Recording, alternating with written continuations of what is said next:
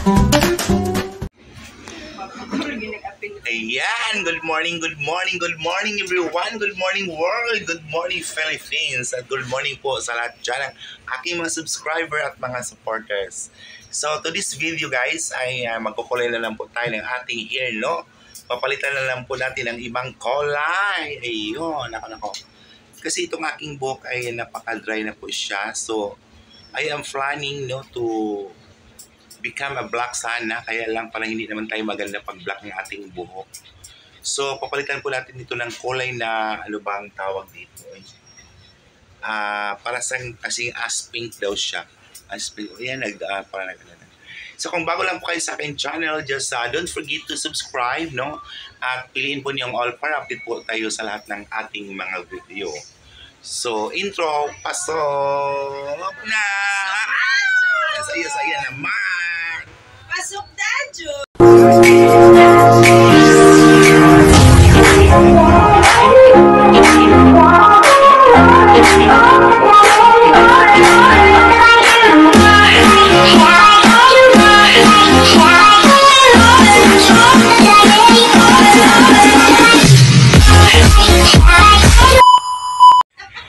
So ayun guys, no, magkukulay po tayo ng ating hair at abangan po ninyo ang resulta po ng ating buhok. Kasi po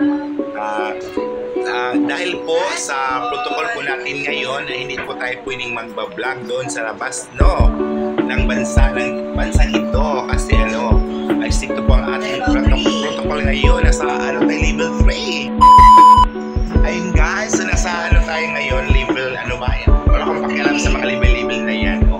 Basta sa akin ay magpaganda ako at mabuhay tayo ng mapayapa, matiwasay, at maghanap tayo ng pira para po sa makakain ng ating pamilya. Mahal naman talaga ano ngayon pamasahin, no? So si host po ay walang boyfriend, wanted boyfriend, wanted boyfriend. Ako palagi itong maganda, may pira, wala namang asawa, charla. So umpisahan na po natin guys, no? Mag-a-apply na po tayo ng aking kulay at samahan po ninyo ako, no? Kung nagustuhan po ninyo ang aking vlog today, just comment down to my bisita. Just comment lang po kayo guys sa aking comment section dyan sa baba. At yan. Ito yung umpisahan ko na aking pag-apply. So keep watching. So ayun guys, ang ginagamit po nating kulay, no, ay ayan, Spa Bremode, no, ang ginagamit po nating kulay.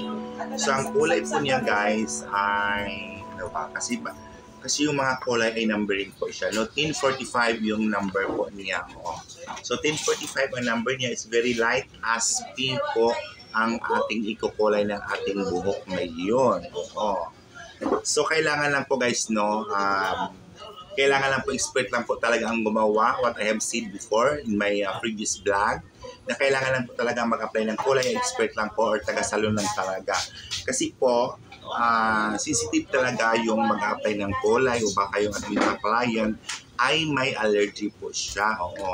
Din kung paano po mag-mix ng kulay, no, kasi baka mix lang po kayo ng kulay dyan ay hindi nyo alam na nasisira na pala ang inyong buhok, no? Kasi ano yun guys, may 5% yung hinahalo po ng kulay, no? May 6%, may 12% at may 18%. So kailangan talaga expert lang po ang gumagawa ng kulay, ribbon man o ano bang klaseng ilalagay po sa ating mga hair. Kaya kasi po nasisira po ang ating mga buhok, nasisira po ang ibang mga buhok ng mga tao, is just because apply po sila ng mga kulay, kung ano-ano na lang ilalagay nila sa mga buhok nila. So keep watching, apply na po tayo. Ito na po. Hoy! Nabunganga nyo! Tahiin nyo! Natutulog ako, nagising ako sa bunganga nyo! Kung ayaw nyo matulog, magpatulog kayo!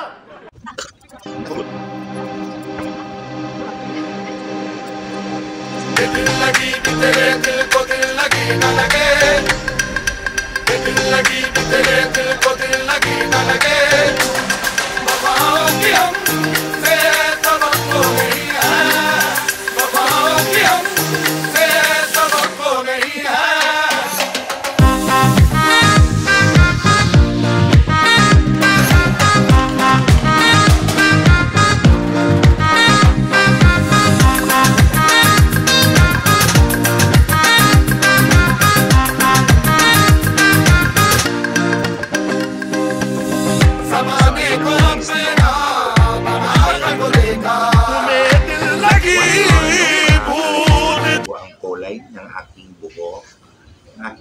butterfly. Ayun, no?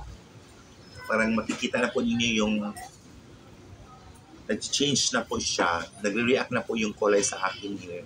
So, madali lang kasi siya makukulayan guys ng ganitong mga kulay which is fashion color kasi naka-bleach na po ng aking buhok, no? Na may dati na po siyang kulay. So, kung nagkukulay po kayo, gusto po ninyong ma-achieve yung mga fashion color, hindi talaga yun basta-basta matatablan. It's just because kailangan po po ng highlighter.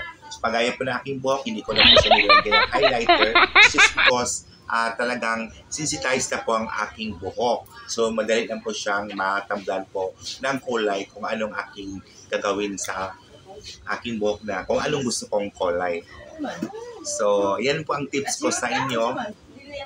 So, kung kailangan po ninyo ng mga kulay na talagang fashion color, which is ganito yung ina-apply ko, kailangan pong naka-bleach or naka-highlight din po ang inyong mga buhok.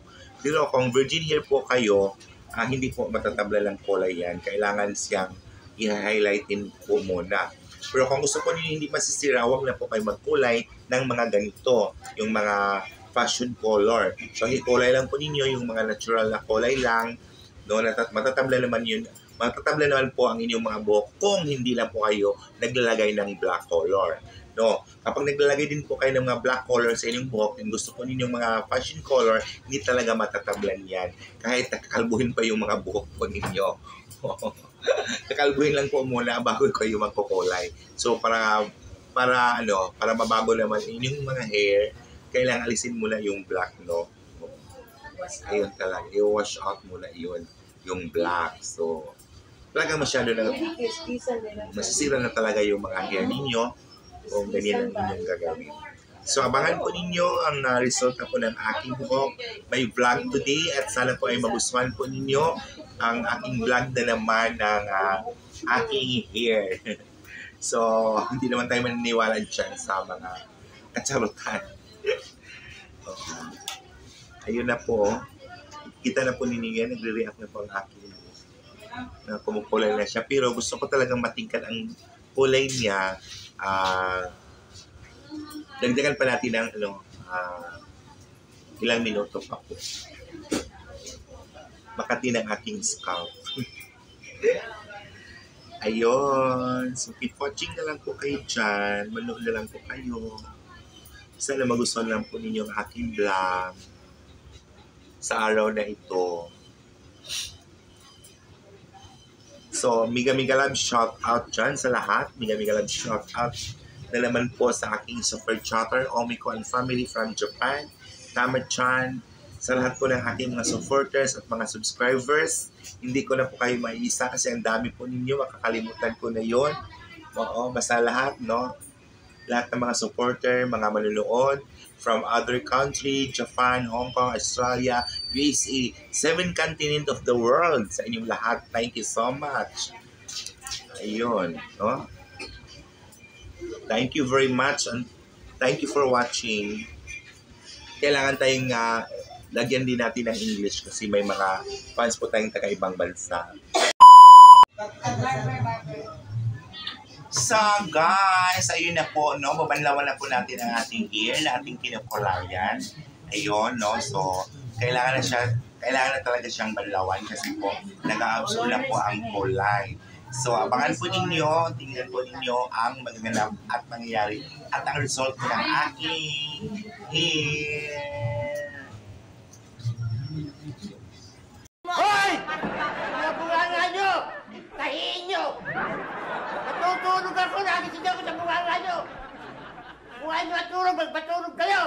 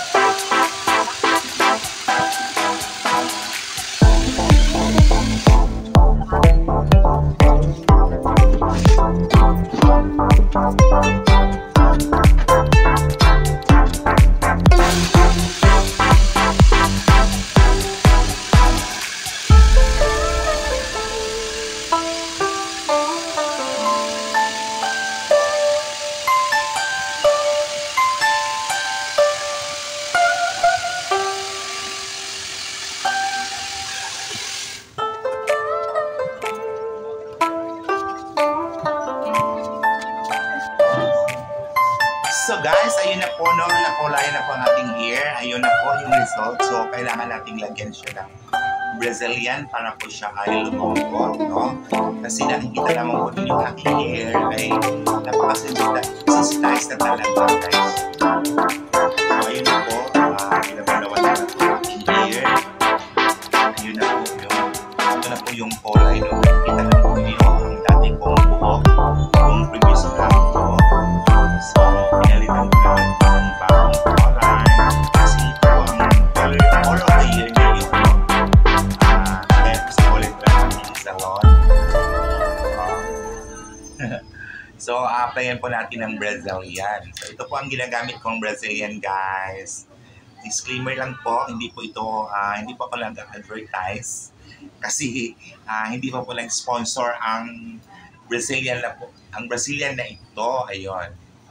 So, lagyan natin ng konting ano lang siya. Konting Brazilian. So, hindi naman talaga required yung marami ang nilagay sa buhok ng Brazilian, guys. Konti lang po, no? At kailangan po siya basa talaga ang iyong buhok kapag naglalagay ka ng Brazilian.